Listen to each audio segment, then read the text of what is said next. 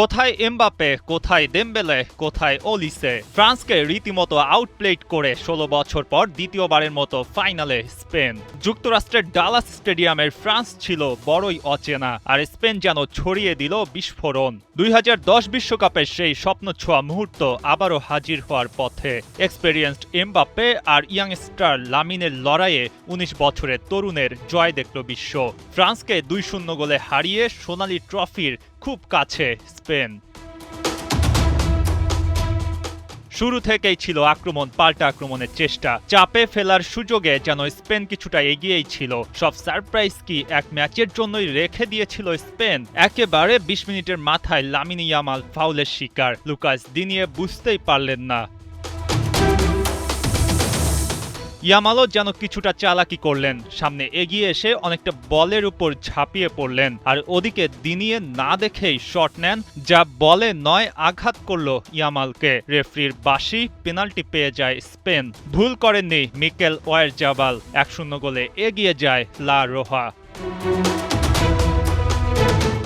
এগিয়ে যাওয়ার পর থেকে যেন আরো বেশি তেতে ওঠে স্পেন। ফ্রান্সকে আক্রমণের কোনো সুযোগই দেয় না। প্রথমার্ধ কাটে এভাবেই। স্ট্যাট দেখলে পরিষ্কার হবে। ফ্রান্স মাত্র ২ শট নেয় ফার্স্ট হাফে, যেখানে ছিল না কোনো অন টার্গেট শট। ওদিকে ৫ শটে একটি অন টার্গেট ছিল স্পেনের। এর মধ্যে ফরাসি ডিফেন্ডার উইলিয়াম সালিবা উঠে যান চোটের কারণে।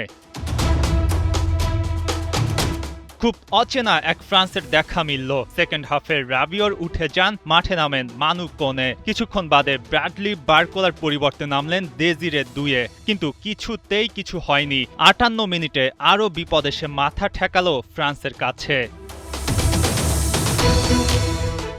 স্প্যানিশ ফুলব্যাক পেদ্রো পোরো দানি ওলমোর সাথে 1-to-1 পাস খেলে দ্রুত বক্সে ঢুকে যান, আর ফরাসি গোলকিপারকে বিট করতেও তার কোনো ভুল হয়নি। ফ্রান্স যেন বুঝতেই পারল না, কেবল তাকিয়ে দেখা ছাড়া কিছু করারও ছিল না। ২-০ গোলে এগিয়ে গেল স্পেন।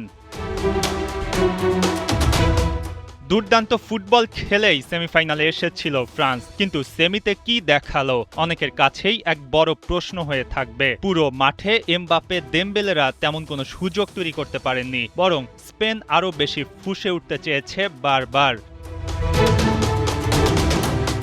ফরাসিদের এক একটা দুর্বল আক্রমণ আর স্প্যানিশ কিপার উনাই সিমনের দাপুটে পারফরমেন্সে মাঠ থেকে যেন অদৃশ্য হয়ে পড়ে ফ্রান্স।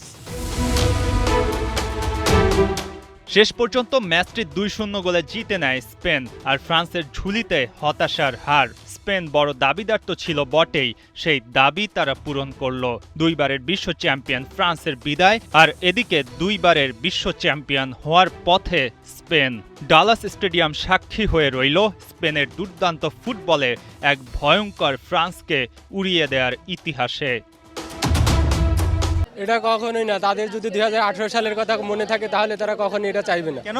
১৮ সালে যে আমরা তাদের ৬টা দিছিলাম, সেটা যদি মনে থাকে তাহলে অবশ্যই তারা আর এটা চাইবে এই না। যে আর্জেন্টিনার ভক্তরা স্পেনকে চাচ্ছিল, স্পেন ফাইনালে উঠেছে, কিন্তু স্পেন যেই খেলা খেলেছে, আর্জেন্টিনা ইংল্যান্ড দুই দলেরই তো ভয় পাওয়ার কথা। ভয় পাওয়ার দিক থেকে না, আমি পার্সোনালি আমার স্পেনের খেলা অনেক ভালো লাগে, এই দিক থেকে ফলো করছি একটা। আর এই দিক থেকে আর্জেন্টিনা 90% আর্জেন্টিনা ফলোয়ারের স্পেনের দিকে একটা সফট কর্নার কাজ করে। এটা বলেন বার্সার দিক থেকে হোক বা অন্য কোনো দিক থেকে একটা সফট কর্নার কাজ করে। এই সফট কর্নার থেকে আর্জেন্টিনা 90% আর্জেন্টিনার স্পেন সাপোর্ট করে। এখানে ভয় পাওয়া বা এমবাপ্পেকে ভয় পাওয়া, ফ্রান্সকে ভয় পাওয়া কোনো এখানে ম্যাটার করে না। এমবাপ্পের কি হলো? এমবাপ্পে আজকে হয় নাই ভাই, না তার দিন ছিল না, শেষ। এমবাপ্পে নীরব বিদায়, ৮ গোল, মেসিরও ৮ গোল। এখন কি মেসির গোল্ডেন বুট পাওয়ার সম্ভাবনা বেড়ে গেল? ইনশাআল্লাহ ভাই, ইনশাআল্লাহ। কয় গোল দিবে?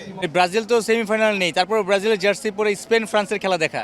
ভাইয়া মানে আপনার দিন বদলে যাবে, কিন্তু ভাইয়া ব্রাজিল ছাড়বো না ভাইয়া। ব্রাজিল একটা প্রাণের হৃদের মধ্যেই থাকবে ভাইয়া সবসময়। আপনি কাকে চেয়েছিলেন যে ফাইনালে উঠুক? দিন শেষে রেজাল্ট দেখে কি মনে হচ্ছে? ভাইয়া আর্জেন্টিনা ভার্সেস ব্রাজিল হলে ভালো হতো, কিন্তু ব্রাজিল তো বাদই পড়ে গেছে। এখন তো আপনার আছে ফ্রান্স, কিন্তু ফ্রান্সও বাদই পড়ে গেছে। বিশ্বাস ছিল যে ফ্রান্স আর আর্জেন্টিনা আবার খেলবে, কিন্তু আর তো হলো না। স্পেন ফাইনালে, স্পেনের সাথে কে ফাইনাল খেলবে? আমার দীর্ঘ বিশ্বাস মনে হয় যে আর্জেন্টিনাই হবে। কিন্তু আপনি ব্রাজিলের হয়ে আর্জেন্টিনার কথা বলছেন, কারণ ওরা এখন বর্তমানে ফর্মে ভালো আছে আর কি।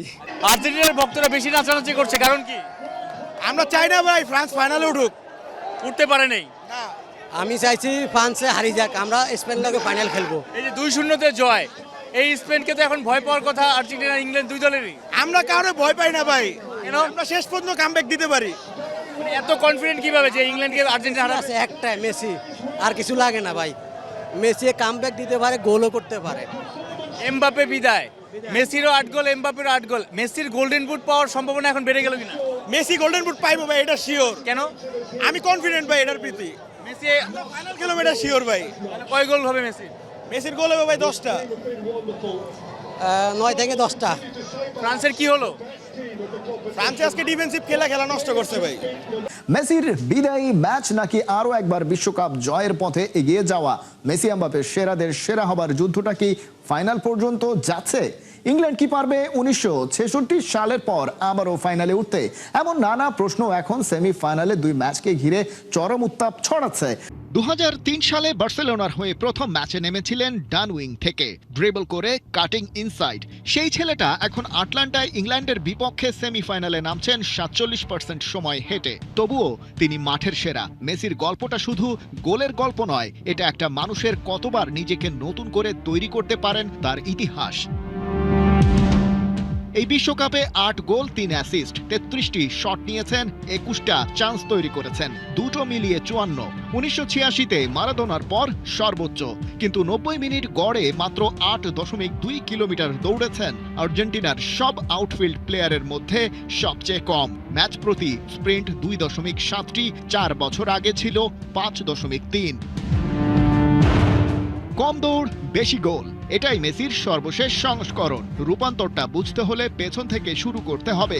ইতিহাসের প্রথম মেসির রাস্তাটা ডান পাশে। 2005 ইউভেন্টাসের বিপক্ষে জোয়ান গাম্পা ট্রফিতে অভিষেক। ফাবিও কাপেলো এতটাই চমকে গিয়েছিলেন যে তাকে সাইন করার চেষ্টা করেছিলেন। তখনকার মেসি ডান পাশে একটা প্রাইভেট রোড বানিয়ে ছুটতেন।